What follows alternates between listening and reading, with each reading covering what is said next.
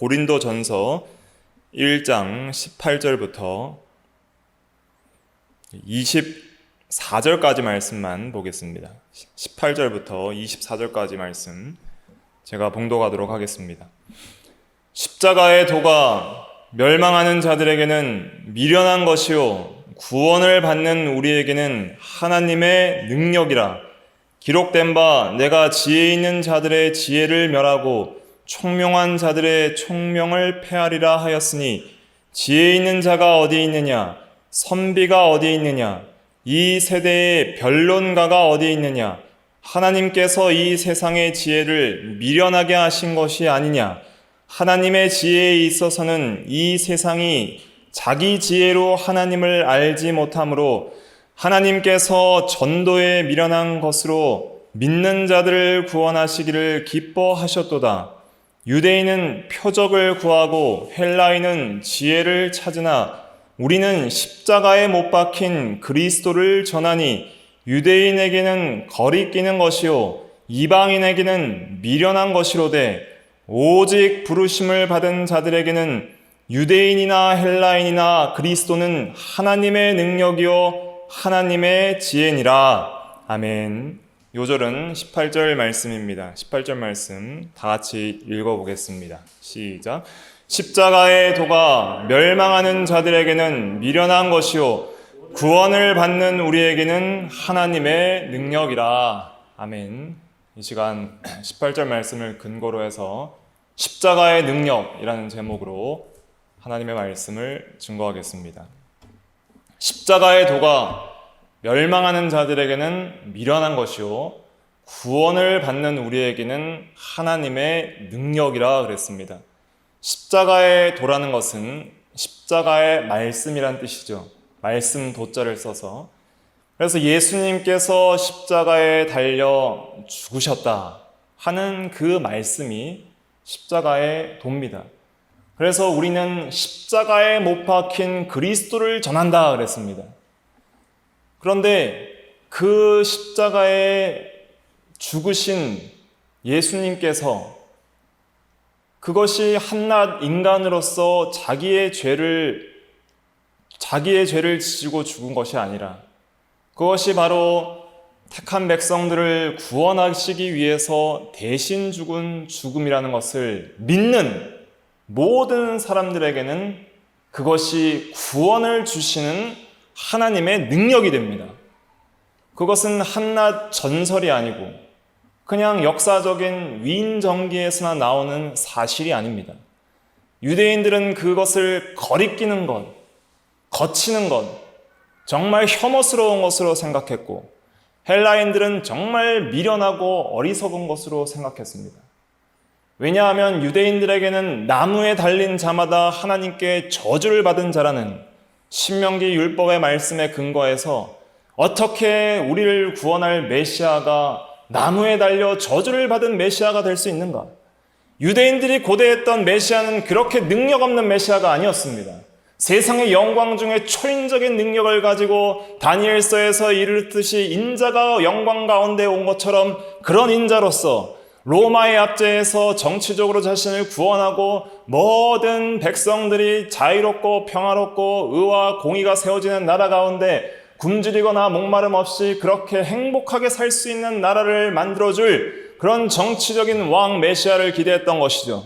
그래서 호산나 다윗의 이름으로 오시는 주여 하면서 그렇게 영접했고 오병이어의 기적을 베풀었을 때 이 사람이 그 사람이 아닌가라고 하면서 왕을 삼으려고 했던 것이죠. 그러나 그가 죽었습니다. 십자가에 달려 죽었습니다. 실제로 죽었습니다.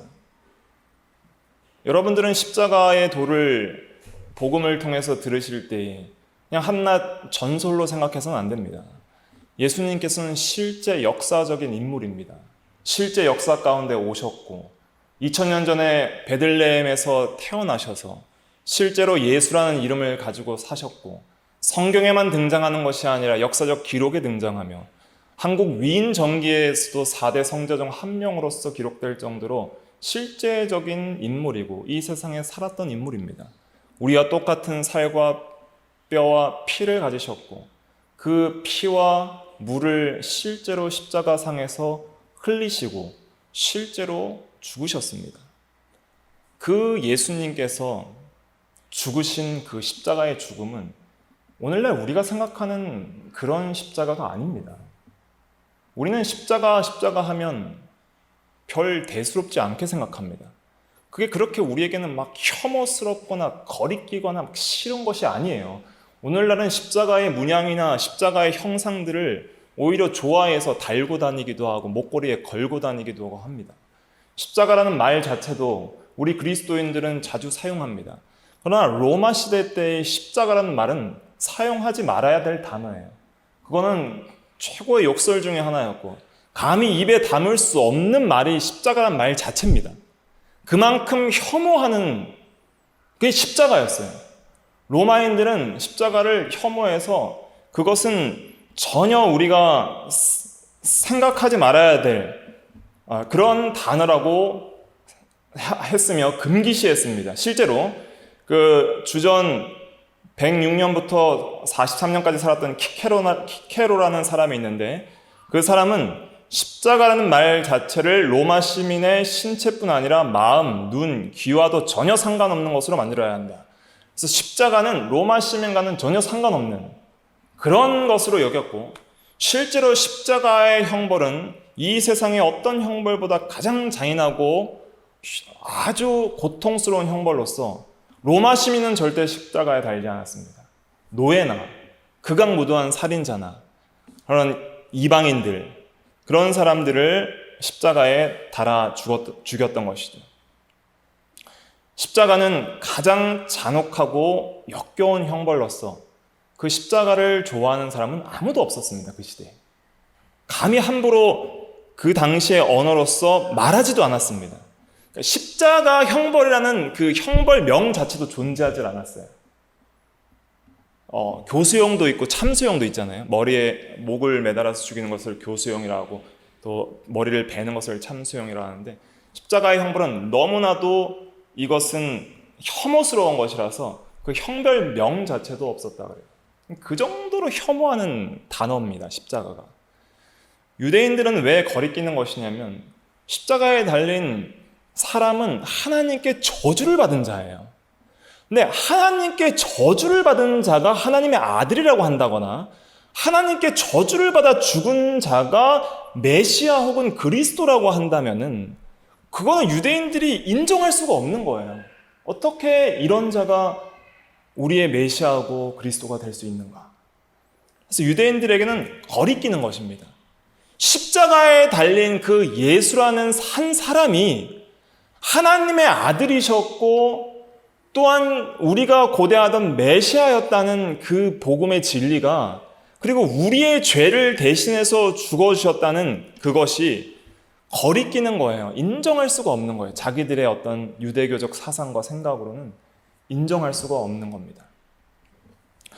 그러면 헬라인들에게는 어떠했는가? 헬라인이라는 것은 그 당시에 세계 전 문화가 헬라 문화로 되어 있었기 때문에 헬레니즘이라고 합니다. 로마의 그 지배 아래 들었지만 그 전에 알렉산더가 전 세계를 제패하면서 헬라 나라를 세웠어요.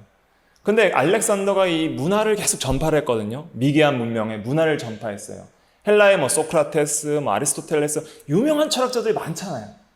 그러니까 그런 철학과 문화와 좋은 사상들을 전파해서 사실 전 세계가 로마 시대가 됐음에도 불구하고 헬라 문명 사회였어요. 그러니까 유대인이나 헬라인이나 라고 했을 때에는 유대인이 아닌 모든 이방인들을 총칭해서 헬라인이라고 하는 것입니다. 그래서 헬라인을 가리켜서 오늘 본문에 보면은 헬라인을 가리켜서 또 이방인이라고도 합니다. 23절에 보니까 유대인에게는 거리끼는 것이요 이방인에게는 미련한 것이로되 그러니까 유대인이나 헬라인을 또 이방인이라고도 하는 거예요. 그래서 그 당시에 유대인이 아닌 모든 그 사람들을 헬라인이라고도 할 수 있는 것이죠. 근데 헬라인들은 뭘 찾는가? 그 바울이 사도행전 17장에 전도한 것을 보면 새로운 것이 아니고는 얘기를 안 하는 사람들이에요. 그 사람들은 지혜를 찾는 사람들이에요. 합리적인 이성으로 철학적으로 사고를 해서 이해되지 않고 인간의 지혜로 이해되지 않으면 절대 믿으려고 하지 않는 사람들입니다. 근데 그런 사람들에게 바울이 복음을 전했어야 합니다. 아테네에서. 그런데 많은 사람들이 믿었어요? 거의 안 믿었어요? 안 믿었어요. 그래서 왜 안 믿었는가? 한 인간 예수라는 사람이 십자가에서, 그 혐오스러운 십자가에서 죽은 그 죽음이 죄인을 위한 죽음이고, 그것이 나의 죄를 위해 죽었다는 것을 믿으면 구원을 받는다라고 얘기를 하니까 헬라 사람들의 지혜로, 인간의 지혜로는 말도 안 되는 거예요. 한 인간의 죽음이 어떻게 나를 위한 죽음이 될 수 있는가? 또 그 사람의 죽음을 믿는 것이 어떻게 인간을 죄와 사망에서 구원할 수 있는가? 또 실제 역사 가운데 진짜로 죽었어요, 한 사람이. 그런데 그 사람이 하나님의 아들이셨다라는 사실을 인간의 지혜로는 믿을 수가 없는 거예요. 그러니까 인간의 지혜로는 하나님을 알 수가 있어요, 없어요? 없어요. 그게 21절 말씀이잖아요. 하나님의 지혜에 있어서 이 세상이 자기 지혜로는 하나님을 몰라요. 그래서 전도에 미련해 보이는 것으로, 가장 지혜로운 방법이지만은 인간들이 미련해 보이는 것으로 구원하시기를 하나님은 기뻐하셨죠. 그래서 정말 믿음이 있는 자들만 믿도록 하시는 것입니다. 그래서 유대인들이나 당시 로마 사람들이나, 유대인뿐만 아니라 로마 사람들도 십자가라는 것은 정말 혐오하는 것이고 치욕적인 것이고 거리끼는 것이었습니다. 그러니까 우리가 지금 생각하는 그 정도의 십자가의 수준이 아닙니다. 그 당시에는 십자가란 말 자체도 정말 내뱉기 힘든 그런 용어였다 하는 것을 우리가 먼저 역사적으로 이해를 해야 됩니다. 그런 상황 가운데서 바울도 그 십자가에 달린 예수를 하나님의 아들이라고 하는 그 자들이 용납이 안 되기 때문에 그 스데반이 죽인 것을 증인으로 인정했고, 다메섹에 예수 믿는 자들 잡아 가두려는 공문을 받아가지고 갔던 거예요. 그런 상황 가운데서 예수님께서 이 십자가에 달려 죽은 그 죽음이 실제로는 우리를 대신한 죽음, 그러니까 자신의 죄로 죽은 것이 아니라, 신성 모독죄로 죽은 것이 아니라 실제로 그분은 하나님의 아들이셨고, 그 완전하신 죽으실 수 없는 하나님께서 사람의 몸을 입고 오신 분이 바로 예수고, 예수는 단지 한낱 인간이 아니라 참 하나님이시고 참 사람이시며, 그분께서 십자가에 죽으신 것은 그분의 죄를 위해서 죽은 것이 아니라 그분은 죄가 없으시지만 우리의 죄를 위해서 죽었다는 것을, 나의 죄를 위해서 죽었다는 것을 믿는 모든 자에게 구원을 주는 능력이 된다는 거예요. 이 말씀이 그냥 인간의 지혜로는 정말 미련해 보여요. 인간의 지혜로는 이보다 미련한 것이 없어요. 그걸 믿는 게 뭐가 구원이냐? 오히려 더 영광스럽고 더 뭔가 신기한 기적을 행하는, 어떤 표적을 행하는 그런 능력 있는 종교를 믿거나, 아니면 좀 영광스러운 사람을 추종하거나, 뭐 제우스나 뭐 이런 신들 있잖아요. 천둥의 신, 바다의 신, 그런 신도 아니고 가장 흉악한 형벌로 죽은 인간을 신으로, 주로, 나의 왕으로 섬기는 종교가 얼마나 미련해 보이고 어리석어 보이고 정말 가치 없어 보이는 거예요. 그 당시 사람들은 그렇게 봤어요, 실제로. 그런데 그 십자가에 죽으신 그 죽음의 그 말씀이 믿는 우리에게는 구원을 주시는 하나님의 능력이 된다는 거예요. 그것이 하나님의 지혜고 그것이 하나님의 능력입니다. 그것을 믿는 자에게는 이해돼서 믿는 게 아니라 믿음을 주셔서 믿고 보니까 다 이해가 되는 거예요. 믿음으로 이제는 보고 확실하게 아는 거예요. 왜냐하면 그 능력이라는 것은 역사하기 때문입니다. 하나님의 나라는 말에 있지 않고 능력에 있다 그랬습니다. 고린도전서 4장 20절에. 그러니까 하나님의 진리의 말씀도 한낱 그냥 말이 아니에요. 거기에는 능력이 있고 살아 역사하는 활동력이 있습니다. 그래서 믿는 자 속에서 역사한다 그랬어요. 그래서 그 능력의 말씀을 믿는 자에게는 반드시 하나님께서 구원해 주시는 그 능력을 체험하게 되는 것이죠. 예수님께서 이렇게 고통스러운 십자가를 지셨습니다. 이것은 부끄러운 십자가예요. 그 당시에 사람들이 너무 혐오하고 부끄러워하는 십자가입니다. 십자가의 형벌이 얼마나 고통스러운지 우리는 감히 상상을 할 수가 없습니다. 이 십자가 형벌에 대해서 트루먼 데이비스 박사라는 분이 쓴 글이 있습니다. 자세히 묘사를 했어요. 제가 지금까지 봤던 글 중에서 가장 자세하게 묘사를 했습니다. 제가 이 글을 읽으면서 얼마나 아프셨을까, 얼마나 고통스러우셨을까 라는 것이 많이 느껴졌어요. 필립 그레엄 라이큰이라는 목사님께서 발췌한 십자가의 복음이라는 책에서 발췌한 내용을 제가 읽었는데, 그 내용을 참고해서 말씀드리면, 먼저 죄의 수를 못 받기 전에 하는 것이 두 가지가 있습니다. 첫째는 채찍을 때리는 거예요. 그러니까 로마 채찍은 이 가죽끈에 동물의 가시와 철들을 묶어서 한번 몸에 휘감겨서 당기면 모든 사지가 다 그 살이 벗겨져 나가서 뼈가 보일 정도로, 그 정도로 이 잔혹한 채찍이기 때문에 십자가 형벌 전에 채찍에 맞아서 죽는 사람도 많았다 그래요. 예수님께서 그 채찍에 맞으신 거예요. 그리고 또 해야 될 것이 자기가 달려야 될 십자가를 들고 가는 거예요. 그게 얼마나 저주스럽고 모욕적인 거예요. 그러니까 자기가 죽을 십자가를 자기가 지고 올라가야 돼요. 그러니까 십자가에 맞으시고, 예수님은 그 채찍에 맞으시고, 예수님은 채찍만 맞으신 게 아니에요. 온갖 모욕을 당했는데 로마 군병들에게 홍포를 입히시고 갈대로 머리를 맞으시고 갈대를 주워주면서 왕노릇 해보라 그러고, 왕이니까 가시관을 만들어서 그 예민한 피부에 눌러 씌우시고, 그리고 이제 채찍과 그런 모욕을 당하시면은 이제는 체력이 거의 소진됐어요. 근데 그 남은 체력도 십자가를 지고 가면서 다 쓰신 거예요. 그러니까 다 쓰셨으니까 쓰러졌을 때 구레네 시몬을 잡아다가 억지로 십자가를 지게 했던 것이죠. 그렇게 십자가를 지고 이제 골고다 언덕에 올라갑니다. 십자가가 이제 땅에 놓여요. 죄인을 받기 전에 땅에 놓여요. 그러면은 그 죄수를 먼저 땅에 누인 십자가에 눕히는 거예요. 그런 다음에 먼저 손에 못을 박습니다. 손바닥에 못을 박다가, 예수님께서는 아마 손바닥에 박히셨을 수도 있는데, 여기 박다 보니까 이게 달리면 찢어져 버려요. 찢어져서 떨어져 버리니까 나중에 이제 손목에 박았습니다.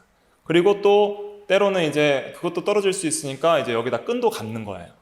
그렇게 이제 손목이나 손바닥에 못을 박는데, 우리가 생각하는 그런 못이 아닙니다. 엄청나게 큰 대못인데 사각뿔로 된 대못이에요. 오늘날 같이 이렇게 동그랗게 잘 깎여진 그런 라운드형 못이 아니에요. 아주 거칠고 긴 못이에요. 그 굵은 나무에 완전히 박히고 살도 박혀야 되기 때문에 그런 못을 양쪽에 박습니다. 박을 때 이 텐션을 탁 주질 않아요. 적당히 이렇게 움직일 수 있을 만큼 박는 거예요. 그래서 이렇게 좀 움직일 수 있도록 박습니다. 그리고 세워요. 세우면은 이제 어떻게 되나요? 여기에 예민한 신경들이 체중이 눌리면서 여기에서 온갖 고통이 다 느껴지는 거예요. 이렇게 축 처지면서 모든 고통들이 여기에 집중될 때에 이제는 발에 못을 박는데, 왼발을 먼저 놓고 오른발을 위에 포갠다 그래요. 그리고 쭉 뻗지 않고 살짝 무릎을 굽힙니다. 그래야지 어느 정도 움직일 수 있는 공간이 있기 때문에 무릎을 살짝 굽힌 다음에 또 발에 못을 박아요. 그리고 이제는 매달아 놓게 됩니다. 발에 못을 박은 이후로부터는 이제 십자가형에 처해진 거예요. 그러면은 이 손 쪽에 무게가 가면서 너무 괴로워서 발을 힘을 줘서 올리면 어떻게 돼요? 발 쪽에 또 무게가 가는 거예요. 그러니까 거기에 신경이 예민한 신경들이 온갖 극심한 고통을 느끼면서 피와 물을 계속 쏟는 거예요. 발이 너무 힘들어서 올리면 그 손이 힘들어서 올리면 발이 아프고, 발이 아파서 내리면 뭐가 아파요? 손이 아프고. 계속 이렇게 꿈틀꿈틀 대면서 고통을 당하는데, 그럼 움직이면 움직일수록 채찍에 맞은 등이 나무에 쓸리면서 계속 피가 나고 가시에 찔리면서 또 계속 고통을 받는 거예요. 그러면서 이 피와 물이 쏟아지면은 그 극심한 고통 속에 근육 경련이 일어난대요. 근육 경련이 일어나고 너무 고통스럽기 때문에 계속 간헐적인 기절을 합니다. 계속 기절을 한대요. 실제적으로 예수님 말고도 십자가에 달린 사람들은 계속 기절했다가 깨어나면은 계속 소리를 지른대요. 소리를 지르다가 기절하고 또 깨어나면 소리를 지르다가 기절하고 그러면서 물이 점점 빠져나가요. 물이 빠져나가면 피가 어떻게 돼요? 피가 이제 걸쭉해지는 거예요. 피가 걸쭉해지면 심장이 피를 제대로 순환을 못합니다. 그러니까 그 걸쭉해진 혈청으로 된 피들을 겨우 받아가지고 순환하고 피가 산소를 제대로 순환을 못하니까 호흡이 너무 가쁜 거예요. 숨을 제대로 못 쉬어요. 그러니까 이 숨 막히는 고통 속에서 겨우 한 모금씩 숨을 쉬면서 저 생명을 연장해 나가고 그 무한한 아픔 속에서 고통을 계속 느끼면서 나중에는 모든 관절이 쪼개져 나갈 것 같은 그런 고통 속에 있다가 이제는 점점 수분이 빠져나가면서 사람이 말라가면서 이제는 점점 죽음의 냉기를 느낄 수 있는 것이죠. 그러니까 아마도 예수님께서 물이 쫙 빠져나가시면서 거의 죽을 때를 다 느끼시고 이제는 다 이루었도다 하시고 내 영혼을 받으소서 하시고 그 육체의 죽음을 다 느끼시는 거예요. 점점 죽어가는 자신의 육체를 느끼시면서 그렇게 죽으셨던 것이죠. 6시간 만에 예수님께서 죽으셨는데 그렇게 빨리 죽지는 않습니다. 한 2, 3일까지 사는 사람들이 있어요. 근데 6시간 만에 죽으셨다는 것은 어떤 또 사실을 증거하냐면 예수님께서 모든 체력을 급격하게 쏟으셨다는 거예요. 그렇게 예수님께서 빨리 죽으실 때까지 두 강도는 안 죽었잖아요. 그러니까 예수님께서 그 십자가상에서 얼마나 극심한 고통을 당했는지 우리는 상상을 할 수가 없어요. 우리는 가시만 좀 박혀도 그 신경이 막 예민해서 아프잖아요. 저도 이 예담교회 이제 리모델링 할 때 부주의하게 칼을 자르다가 손톱과 손을 거의 자른 적이 있습니다. 그러니까 거의 떨어져 나갈 뻔했는데 하나님 은혜로 잘 붙었어요. 그런데 이 손톱과 손끝에 이 살점 조금 떨어져 나갔는데도 쇼크 상태가 오는 거예요. 눈이 하얘지고 숨이 안 쉬어져요. 막 숨이 안 쉬어지고 죽을 것 같아요. 그래서 기절을 할 뻔했습니다. 근데 막 심호흡을 하니까 겨우 다시 호흡이 돌아오고 눈도 보이게 되고 겨우 기절을 안 했는데 호흡을 제대로 하기가 힘들 정도로 쇼크가 오는 거예요. 조금만 다쳐도 그런 쇼크들이 오는데 그 온몸을 그렇게 피를 흘리시고 아프셨으니 얼마나 극심한 고통을 당하셨는지를 알 수 있는 것이죠. 또한 십자가에 달릴 때에는 모든 옷을 벌거벗긴 채 아주 부끄럽게 달립니다. 부끄러운 십자가예요. 그러니까 사람들이 욕하는 십자가고 부끄러움을 당한 온갖 모욕, 수치, 부끄러움 다 당하는 거예요. 이 세상에서 낮아질 수 있으면 가장 낮아질 수 있는 상태를 예수님께서 당하신 거예요. 근데 그분이 누구세요? 이 세상을 창조하신 하나님이십니다. 영광의 왕이 거기에 달리신 거예요. 그러니까 영광의 왕이 이 세상 나라의 최고 왕이 돼도 엄청 낮아지신 건데 인간들 사회에서도 높은 지위에 있다가 낮아지면 비참한데 그런데 그 영광의 하나님께서 죽으실 수 없는 하나님께서 그렇게 극도로 낮아지시고 비참한 부끄러움과 수치를 당하셨다는 거예요. 그런데 예수님께서는 그 수치를 어떻게 참으셨을까요? 그 부끄러움을 기쁨을 위하여 개의치 않고 참으셨다 그랬습니다. 그 말씀이 히브리서 12장 2절에 있습니다. 한번 찾아볼까요? 히브리서 12장 2절 말씀, 신약 367페이지, 히브리서 12장 2절 말씀, 의미를 생각하면서 같이 읽어볼게요. 시작. 믿음의 주요 또 온전하게 하신 이인 예수를 바라보자. 그는 그 앞에 있는 기쁨을 위하여 십자가를 참으사 부끄러움을 개의치 아니하시더니 하나님 보좌 우편에 앉으셨느니라. 아멘. 이 기쁨은 어떤 기쁨일까요? 이 기쁨은 우리를 사랑하시는 기쁨이고 우리를 구원하시는 그 기쁨이에요. 그러니까 자신을 내어주시면서 우리를 구원할 수 있다는 그 기쁨, 죄인들을 구원할 수 있다는 그 기쁨, 죄인들을 사랑하기 때문에 느끼시는 그 기쁨 때문에 그 치욕의 십자가를 부끄러워하지 아니하시고 개의치 아니하시고 잘 참으셨다 그랬습니다. 그래서 예수님은 아마도 온순한 어린 양처럼 잘 참으시면서 십자가를 지셨을 것 같아요. 얼마나 참기가 힘드셨겠습니까? 예수님도 그걸 참기가 힘드신 걸 아셨을까요? 모르셨을까요? 아셨어요. 그 고통이 얼마나 극심할지를 아셨어요. 그래서 겟세마네 동산에서 아버지여 이 잔이 내게서 지나가게 하옵소서, 십자가를 안 지시겠다는 게 아니라 그 고난의 잔을 좀 감하여 주옵소서, 그 고통을 제가 온전히 참아서 하나님 앞에 순전한 흠없는 제물로 드려져야 되는데 그렇지 못할까 두렵습니다. 이 고난의 잔을 지나가게 하옵소서. 그러나 나의 원대로 마옵시고 아버지의 원대로 하옵소서 했는데 아버지의 원은 뭐였어요? 100% 다 그 고통의 잔을 마시는 거였어요. 그래서 예수님께서는 아버지의 뜻에 자신의 뜻을 복종시키고 그 십자가를 지셨던 것이죠. 그래서 우리에게는 이 십자가가 이제는 치욕스럽고 혐오스러운 십자가가 아닙니다. 믿는 그리스도인들에게는 거리끼는 것이나 어리석은 것이나 부끄러운 십자가가 아니에요. 왜냐하면 이 십자가는 우리를 향한 그리스도의 사랑의 상징이기 때문입니다. 그래서 우리는 그 십자가를 사랑합니다. 그래서 우리는 그 십자가만을 자랑하기를 원합니다. 그래서 바울은 그리스도의 십자가 외에는 내가 결코 자랑할 것이 없나니 내가 세상에 대하여 십자가에 못 박히고 세상도 나에 대하여 그러하였도다 하면서 십자가의 말씀 외에는 다른 것을 전하지 않기로 결심하고 고린도전서에서 보면 고린도 교회에 전도를 했다고 그렇게 표현을 하고 있습니다. 그러니까 오늘날 우리 그리스도인들이 십자가를 붙들고 십자가를 사랑하는 이유는 뭐예요? 그 혐오스럽고 부끄럽고 수치스러운 십자가에 죽으신 그 예수가 나를 사랑하셔서 나를 구원하시기 위해 죽으셨다는 것을 믿기 때문이죠. 믿기 때문에 그 사랑을 알기 때문에 우리도 그 십자가를 사랑하는 것이죠.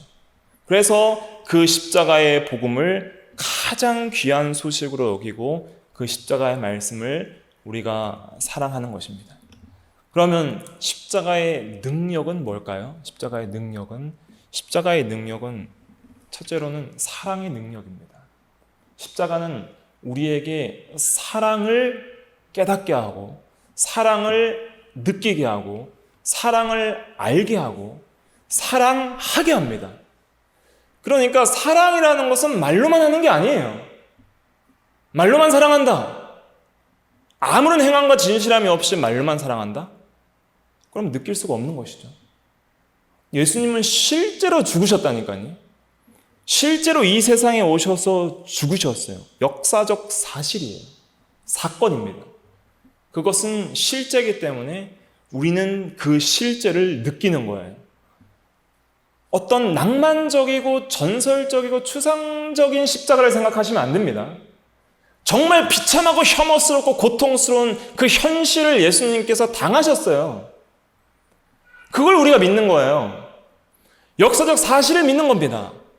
근데 그 역사적 사실이 우리를 위해 죽으신 하나님의 아들의 죽음이라는 것을 믿는 것이죠.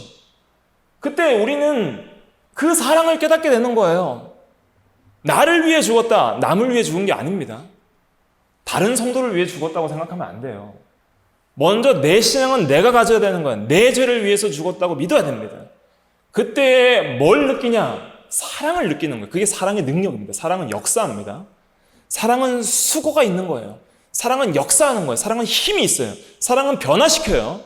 한 사람이 뭔가를 사랑하게 되면 그 인생이 변화됩니다. 돈을 사랑하면 돈 쪽으로 변화되고 세상을 사랑하면 세상 쪽으로 변화되고 한 여자를 사랑하면 또 변화되는 인생이 있고 하나님을 사랑하고 십자가를 사랑하고 예수를 사랑하면 영혼이 변화됩니다.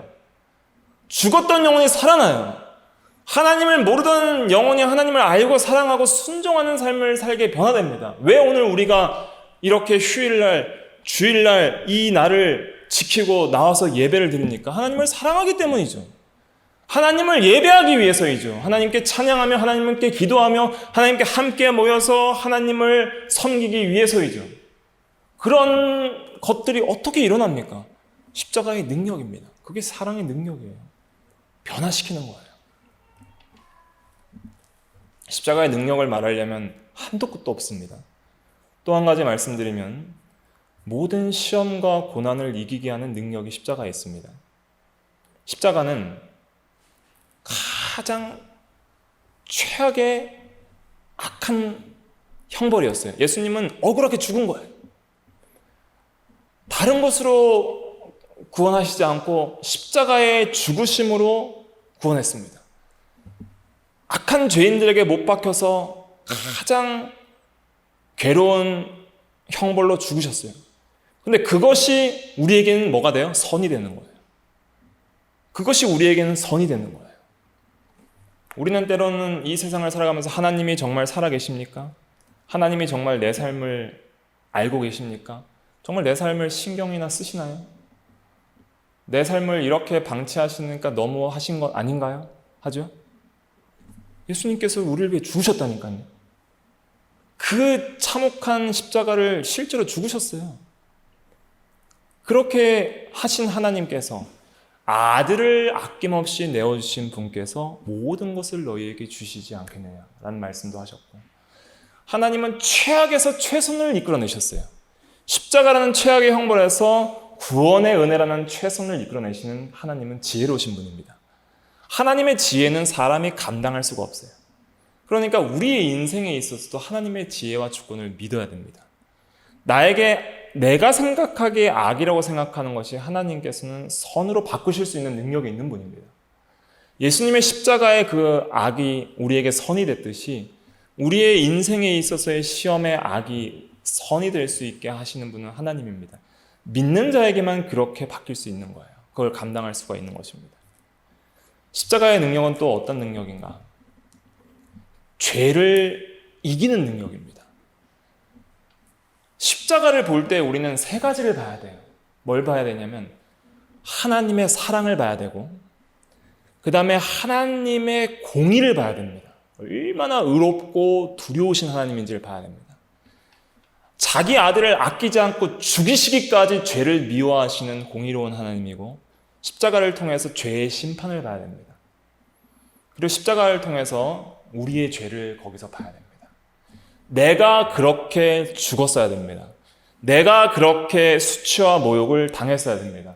내가 그렇게 고난을 당해야 됩니다. 영원히 지옥에서 영원토록 영원한 목마름과 영원한 수치와 영원한 고난을 당해야 될 나의 죄를 십자가에서 봅니다.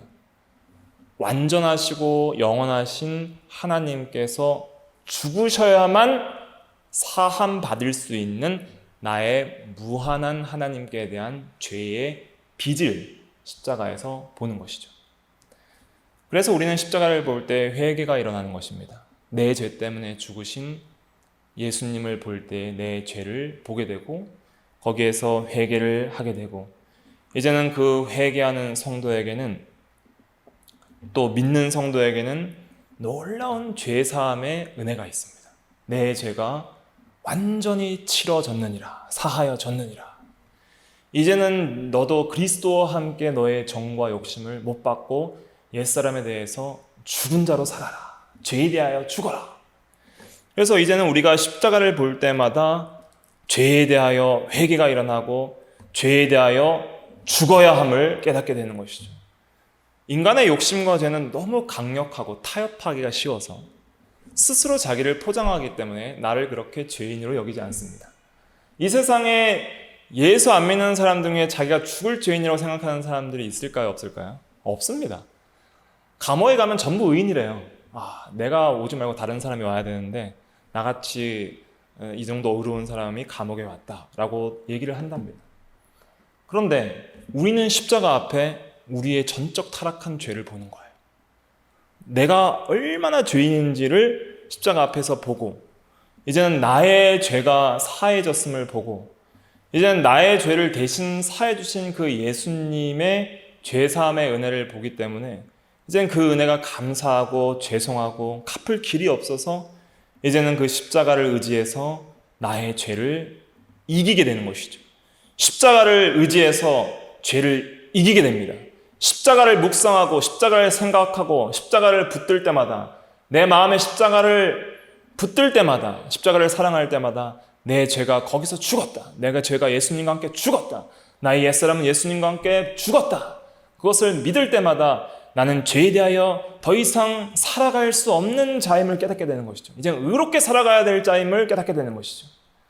그래서 죄를 이기는 능력이 십자가에 있는 것입니다. 세상을 이기는 능력도 십자가에 있습니다. 세상이 나에 대하여 십자가에 못 박혔다고 그랬어요. 갈라디아서 6장 한번 찾아볼까요? 갈라디아서 6장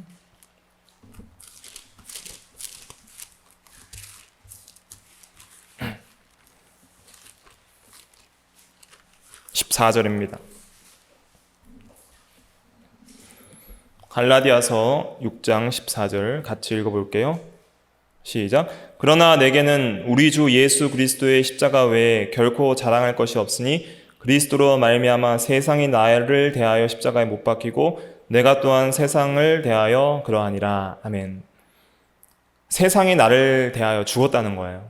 나도 세상에 대하여 죽었다는 거예요. 그러니까 더 이상 세상에 종노릇하지 않고 세상을 이기는 능력이 우리에게 주어집니다. 무릇 하나님께로부터 난 자마다 세상을 이기느니라. 세상을 이기는 승리는 이것이니 우리의 믿음이니라 라고 요한일서 5장 4절에 말씀했습니다. 그리고 마귀와 귀신을 이길 수 있는 능력도 우리에게 주십니다.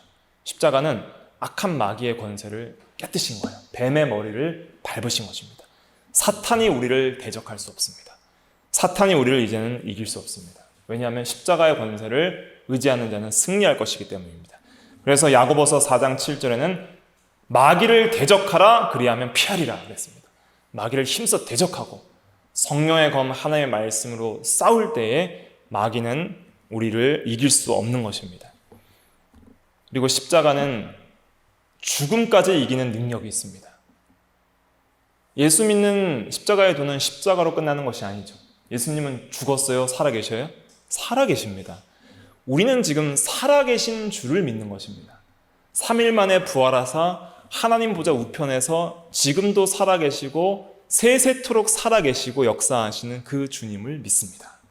부활의 소망이 없다면 십자가의 복음도 헛된 것입니다. 우리는 죄를 이겼다는 것은 사망을 이긴 것이고 사망을 이긴 증거는 부활에 있습니다. 부활은 사망을 이긴 증거입니다. 확실한 표입니다. 보증입니다. 그러므로 우리도 죽음을 이길 것입니다. 디모데 후서 2장 11절에 주와 함께 죽었으면 또한 함께 살 것이요 그랬습니다. 나는 부활이요 생명이니 나를 믿는 자는 죽어도 살겠고 무릇 살아서 나를 믿는 자는 영원히 죽지 아니하리니 내가 이것을 믿느냐 그랬습니다. 우리에게 믿는 자에게는 어떤 능력이 있어요? 부활의 능력이 있습니다. 영원한 생명의 능력이 믿는 자 가운데 함께합니다. 그리고 마지막으로 살펴봐야 될 또 중요한 능력은 뭐냐면 헌신하게 하는 능력이에요. 이제는 우리의 모든 삶을 그리스도께 드리기를 헌신합니다. 절대로 그렇게 할 수가 없어요. 사람은 그렇게 할 수 없습니다. 자기를 사랑하기 때문에 그렇게 할 수가 없어요. 그러나 십자가의 사랑을 깨달은 자들은 이제는 모든 나의 목숨과 나의 삶과 생명과 나의 인생을 주께 바치기를 원합니다. 헌금을 드릴 때에도 고린도 후서에 보면 먼저 자신을 주께 드리는 것이라 그랬어요. 헌금을 드리는 것은 먼저 자신을 주께 드린다는 신앙 고백이 거기에 있어야 되는 것입니다. 우리의 삶에 있어서 실제로 주님께 헌신하게 하는 가장 원동력에는 뭐가 있어요? 십자가가 있습니다. 나를 위해서 몸버려 피 흘려 대신 죽어주셨기 때문에 나도 주를 위하여 죽노라. 주께서 나를 위하여 죽으셨으니 나도 주를 위하여 죽노라 하는 그런 헌신이 십자가를 믿는 자에게 능력으로 나타나게 됩니다. 믿으면 이런 능력이 함께합니다. 그런데 왜 이런 능력을 우리가 점점 잃어버릴까요? 믿지 않기 때문입니다. 믿음에서 떠나기 때문입니다. 십자가의 사랑에서 떠나기 때문입니다. 십자가가 너무나도 이제는 시시해졌어요. 좋은 의미에서든지 나쁜 의미에서든지 이 세상에서는 시시해졌습니다. 십자가를 혐오하는 사람도 별로 없어요. 그러니까 십자가를 그렇게 사랑하는 사람도 별로 없습니다. 그렇게 혐오스러운 십자가가, 그렇게 혐오스러운 죽음이 나를 위한 죄의 죽음, 나의 죄를 대신한 죽음이라고 생각을 안 하기 때문에 나의 죄도 그렇게 크게 생각을 안 하고, 그러니까 그 십자가의 사랑도 별로 그렇게 커지지 않는 거예요. 사함을 받은 것이 많으면 많이 사랑한다 그랬거든요. 그러니까 십자가가 별로 혐오스럽지 않으니까 세상에서도 그렇게 이제는 멸시천대를 안 받잖아요.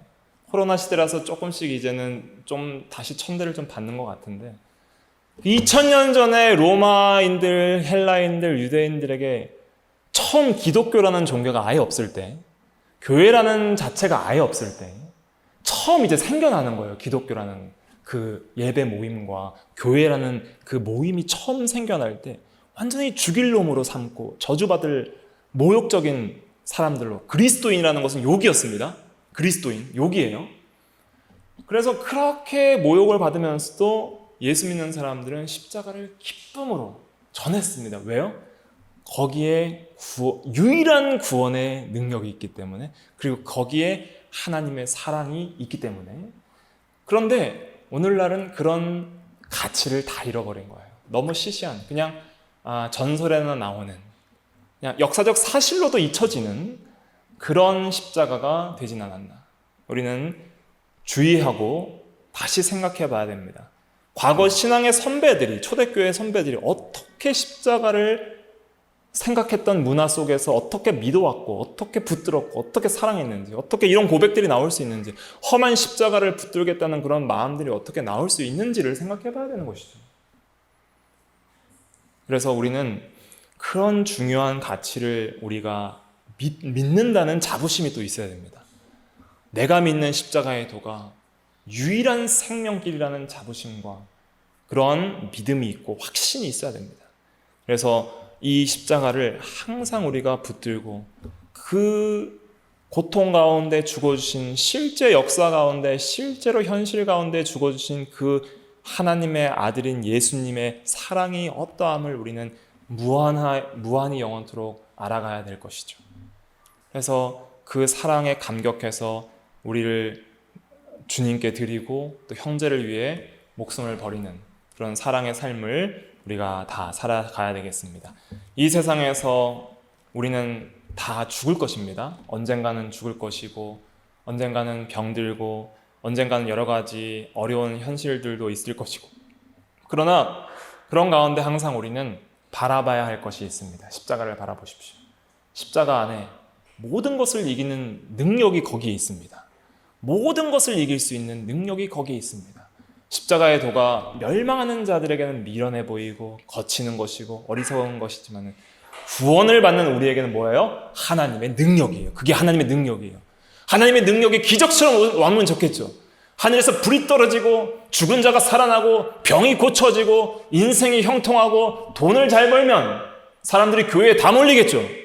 유대인들은 표적을 구한다 그랬습니다. 그런 표적주의 신앙, 오늘날도 병 고치는 은사주의적인 신앙, 그런 신앙으로 사람들이 좋아하기 때문에 몰립니다. 지혜를 찾기 때문에 지혜롭고 합리적으로 이해가 되고 과학적이고 이성적이고 정말 사람들에게 인정받을 수 있는, 지적이다, 깨어있다, 인정받을 수 있는 그런 종교, 그런 종교를 원합니다. 우리는 그게 아니에요. 미련해 보이고 어리석어 보여도 이게 진짜입니다. 진짜가 십자가입니다. 거기에 능력이 있어요. 거기에만 능력이 있는 거예요. 기적이 영혼을 구원하지 못합니다. 이성과 지혜가 사람을 구원하지 못합니다.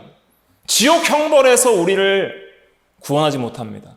오직 십자가의 도만이 참된 영혼의 변화를 일으킬 수 있고, 죄사함과 영원한 생명과 하나님의 자녀가 되는 권세와 천국의 기업을 주는 그 구원을 가져오는 것이 이 말씀에 있습니다.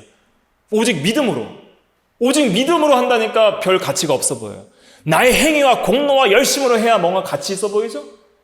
근데 믿음으로 되는 겁니다. 믿음으로. 믿으면 역사가 일어납니다. 그리고 반드시 믿는 자에게 따르는 것은 순종입니다. 헌신입니다. 사랑입니다. 수고입니다. 이것을 우리가 절대 놓치면 안 됩니다. 그래서 우리가 십자가를 절대 잊으면 안 됩니다. 고난 주간에만 생각해야 될 것이 아닙니다. 우리의 평생의 삶의 중심에 모시고 살아야 될 것이 십자가의 말씀임을 기억하고 우리가 살아가야 되겠습니다. 기도하겠습니다.